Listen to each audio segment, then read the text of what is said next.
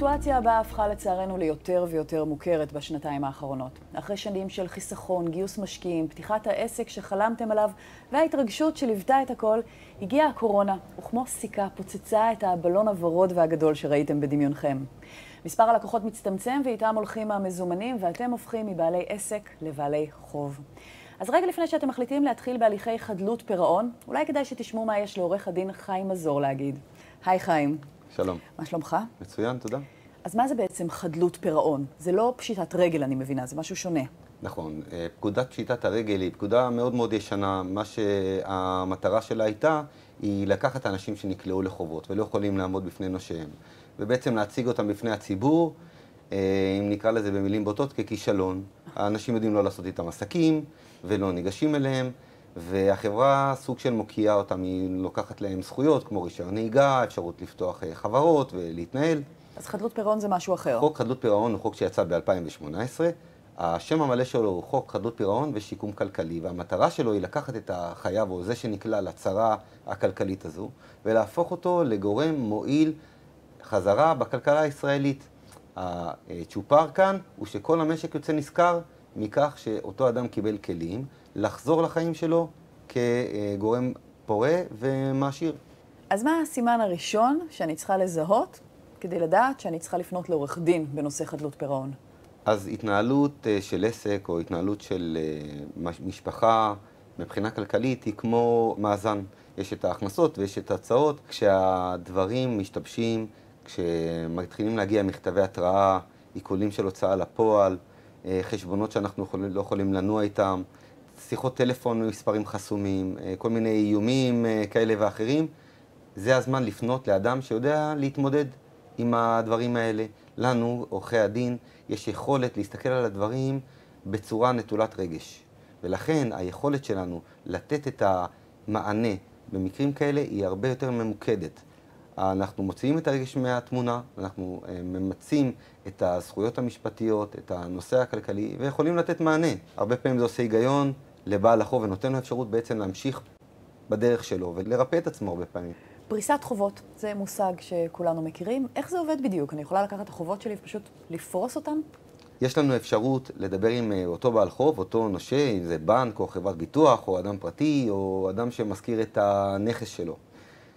להסביר לו את המצב הכלכלי, את המצב המשפטי שלו, את היכולת שלו לקבל את כספו בחזרה. הרבה פעמים הדרך לקבל את כספו בחזרה במלואו, או אפילו את חלקו, היא דרך של פריסת חובות. לחכות בסבלנות. לחכות בסבלנות, אחרת אותו אדם שחייב את הכסף לא יוכל לעמוד בתשלומים, ובעל החוב יצא ניזוק מהתהליך, ולכן לפנות לאדם שבקיא בפריסת חובות ובתהליכים של פשרה, זה טיפ טוב. אני רוצה להתעכב על נושה ספציפי. מה אני יכולה לעשות מול בעל הנכס שאני מזכירה לצורך ניהול העסק? במקרים רבים, שכר הדירה הוא אולי ההוצאה הגדולה ביותר שיש לעסק.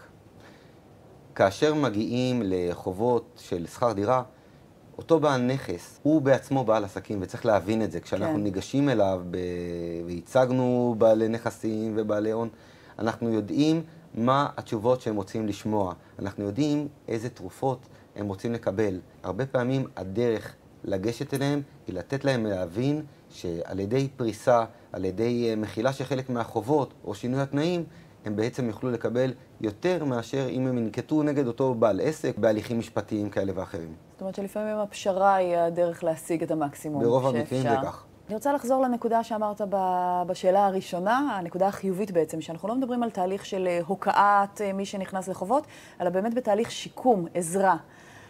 איך עושים את זה? איך באמת דואגים שהאדם שנקלע לחובות לא יקרה לו שוב אותו סיפור? החזון שאנחנו הולכים איתו כשמגיע אלינו אדם עם חובות, הוא לקחת אותו, ללוות אותו, לעטוף אותו במטריה משפטית, אבל גם לתת לו כלים וללמד אותו כדי שלא יגיע לאותה נקודה שוב. יש בעצם אנשים... אתה נותן ייעוץ כלכלי לאותו אדם. בהחלט חלק מהייעוץ שלנו, אנחנו מלווים ביועצים עסקיים ויועצים לכלכלת המשפחה, כל אחד לפי העניין.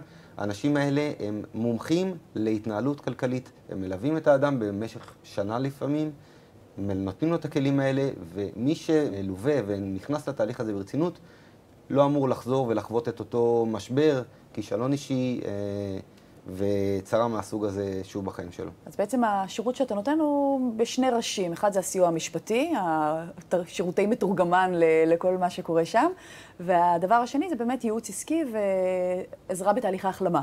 אז כמו ברפואה, אנחנו לא רוצים רק לתקן את הפצע, אנחנו רוצים גם לדעת שהפצע לא הולך לקרות שוב. רפואה מונעת. רפואה מונעת, בדיוק. טוב, זה נשמע הרבה פחות מאיים. נכון. אבל כמו שאני אומרת לרוב העורכי דין שאני מראיינת פה, אני מקווה שאני לא אזדקק לשירותיך לעולם. תודה רבה. רק בדברים טובים. תודה רבה. להתראות. להתראות.